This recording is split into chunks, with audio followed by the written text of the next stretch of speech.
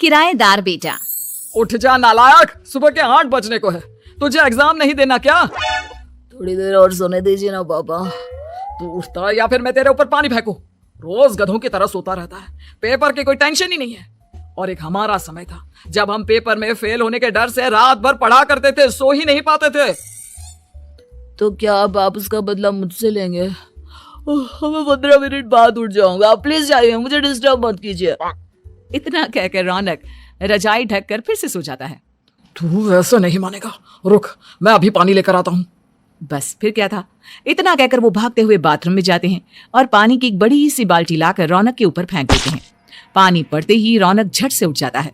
ये आपने क्या किया पापा? अब तू उठेगा नहीं तो यही करना पड़ेगा ना। वैसे थैंक्स डैड, आपके कारण अब मुझे नहाने की भी जरूरत नहीं पड़ेगी। चलिए अब आप माँ से बोलकर मेरे कपड़े निकलवा दीजिए, तब तक मैं ब्रश कर लेता हूँ। वैसे कल ना आप एक काम और करना, नहलाने के साथ साथ मुझे ब्रश भी करवा देना। ये ब्रश करने में ना मुझे बहुत आलस आता है। रौनक की बातों से अरविंद का मुंह खुला का खुला रह जाता है। वो अपनी पत्नी कमला के पास जाता है और रौनक की हरकतों के बारे में बताता है, जिसे सुन उसकी पत्नी हंसने लगती है। तुम अपने बेटे को समझाने के बजाय हंस रही हो। रौनक बच्चा है, धीरे धीरे सुधर जाएगा, आप क्यों उसके पीछे पड़े रहते हो? अभी नहीं सुधरेगा तो कब सुधरेगा? 10वीं क्लास में है रौनक, वो अब कोई बच्चा नहीं रहा। अरविंद की इतना बोलते ही वहाँ रौनक भी आ जाता है। क्या डैड, मैंने आपको एक काम दिया था, वो भी नहीं हुआ आपसे। अरे क्या हुआ बेटा? माँ, मैंने डैड से बोला था कि वो आपको बोलकर मेरे स्कूल की यूनिफॉर्म निकाल दे, लेकिन मेरे पीछे पड़ने के अलावा इनसे एक काम ढंग से नहीं होता। देख रही हो कमला, देख रही हो अपने लाडले को? अरे आप चुप रहिए जी। चलो बेटा, मैं तुम्हें कपड़े निकाल कर दे देती हूँ बस। ऐसे ही साल पर साल बीतते जाते हैं, लेकिन रौनक के रवैये में कोई बदलाव नहीं आता। वो पहले से भी ज्यादा आलसी और पूरी तरह अपने माता पिता पर निर्भर हो जाता है। 2 साल बाद पता नहीं कहाँ गायब रहता है पूरे दिन, अब तक तो आ जाना चाहिए था। अरे आप इतनी फिक्र क्यों कर रहे हैं उसकी? दोस्तों के साथ खेल रहा होगा, आ जाएगा अभी। ये कोई टाइम है खेलने का? 10 बजने वाले हैं, इतनी रात में कौन खेलता है? कमला कुछ कहती उससे पहले ही रौनक वहाँ आ जाता है। मम्मी जल्दी से खाना लगा दो, बहुत भूख लग रही है। तुम्हें तब तक खाना नहीं मिलेगा जब तक तुम बता नहीं देते कि इतनी रात गए कहाँ से आ रहे हो। ओ प्लीज डैड, अब आप एसी पे प्रद्युमन बनकर मेरे सर पर बंदूक लेकर मत बैठ जाना। अपनी फालतू की बकवास बंद कर और बता कहाँ से आ रहा है। माँ अब समझाइए ना डैड को। बता देना बेटा, इनको भी तसल्ली हो जाएगी। आप बोल रही हैं तो बता देता हूँ, मैं दोस्तों के साथ मूवी देखने गया था, इसलिए देर हो गई। तो इन सब चीजों में मेरे पैसे उड़ाता है? कभी 1 रुपया कमाने के बारे में सोचा है तूने? जब देखो हवा की तरह पैसे उड़ाता रहता है। माँ अब आप इन्हें चुप करा दीजिए, वरना ना मुझे गुस्सा आ जाएगा। अच्छा क्या कर लेगा? बता ना क्या कर लेगा तू? वैसे बात तो ठीक ही है, मैं कर ही क्या सकता हूँ, पैसे तो फिर भी मैं आपसे ही मांगूंगा ना। चलिए अब ये सब बात छोड़िए और मम्मी मेरे लिए खाना लगा दीजिए। अभी लगा देती हूँ बेटा। मैं बता रहा हूँ कमला, एक दिन ये ऐसे ही बिगड़ जाएगा। उफो, आप क्यों इतना पीछे पड़े रहते हो मेरे बच्चे के? बात की बात में देखेंगे, अभी आप शांति से उसे खाना खाने देंगे? अगले दिन डैडी मुझे 10,000 रुपए चाहिए। हाँ? अब इतने पैसे क्यों चाहिए तुझे? डैड आप बिना सवाल किए कभी पैसे नहीं दे सकते क्या? जब तक तू बताएगा नहीं तुझे पैसे भी नहीं मिलेंगे। अरे अब आप अपने बेटे को पैसे भी नहीं दे सकते? नालायक, तेरी उम्र के लोग नौकरी करते हैं और एक तू है जो नौकरी करने का नाम ही नहीं लेता कभी।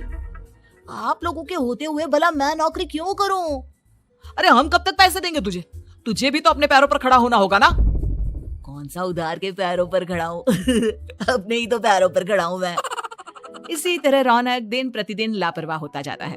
उसकी लापरवाही को देखते हुए अरविंद और कमला अपने बेटे की शादी कराने का फैसला लेते हैं और 1 महीने के अंदर अंदर ही रौनक की शादी मेघा नाम की लड़की से करा देते हैं। शादी के कुछ दिन बाद, रौनक मुझे एक अच्छी सी साड़ी चाहिए, आप ला दोगे ना?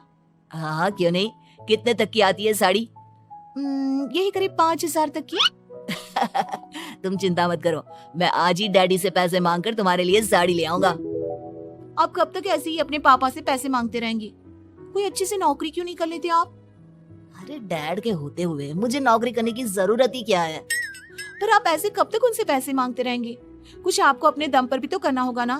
अब तुम भी बाकी लोगों की तरह मुझे ज्ञान देना शुरू मत कर देना। साड़ी चाहिए ना तुम्हें, मिल जाएगी बस। इतना कहकर रौनक अपने पिता से पैसे मांगने चला जाता है। डैडी मुझे 5,000 रुपया चाहिए। अब 5,000 क्यों चाहिए तुझे? वो मेघा को साड़ी चाहिए थी। अरविंद आगे बिना कुछ कहे चुपचाप उसे पैसे निकाल कर दे देता है। कुछ दिन बाद तुम्हें नहीं लगता कमला, रौनक हम पर पहले से भी ज्यादा डिपेंड हो गया है? मुझे तो अब उसके भविष्य की चिंता होने लगी है। कल को हमें कुछ हो गया तो वो क्या करेगा? काश तुमने पहले ये सोच लिया होता तो आज हमारा बेटा इतना लापरवाह नहीं होता। तब मुझे कहाँ पता था कि मेरा लाड़ प्यार उसे इतना बिगाड़ देगा कि वो इस हद तक लापरवाह बन जाएगा। कोई बात नहीं, अभी भी देर नहीं हुई। मुझे पता है उसे कैसे सुधारा जा सकता है। कैसे? अरविंद कुछ कहता उससे पहले रौनक वहां आ जाता है और पैसों के लिए हाथ फैलाने लगता है। डैड मैं और मेघा बाहर घूमने जाना चाहते हैं। अरे वाह, ये आज सूरज कहाँ से निकला है? Dad please. अच्छा चलो अब मुद्दे की बात करो। मुझे अब 25,000 चाहिए। अब तुम्हें 1 रुपया भी नहीं मिलने वाला। अगर तुम्हें पैसों की इतनी ही जरूरत है तो कोई ढंग की नौकरी कर लो। मम्मी आप कुछ कहिए ना डैड को। बेटा वो गलत क्या बोल रहे हैं? ये सब हम तेरे भले के लिए ही तो कर रहे हैं। मम्मा मैंने बताया ना आपको, मुझे नहीं करनी कोई जॉब वॉब। तो ठीक है, निकल जाओ हमारे घर से। तुम्हारे जैसे लोगों के लिए मैंने ये घर खड़ा नहीं किया है।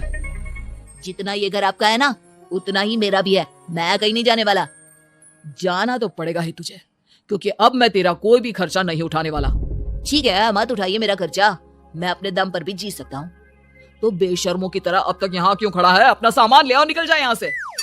रौनक पैर पटकते हुए वहां से चला जाता है। घर से निकालना जरूरी है क्या उसे? बिना पैसों के कौन रखेगा उसे किराए पर?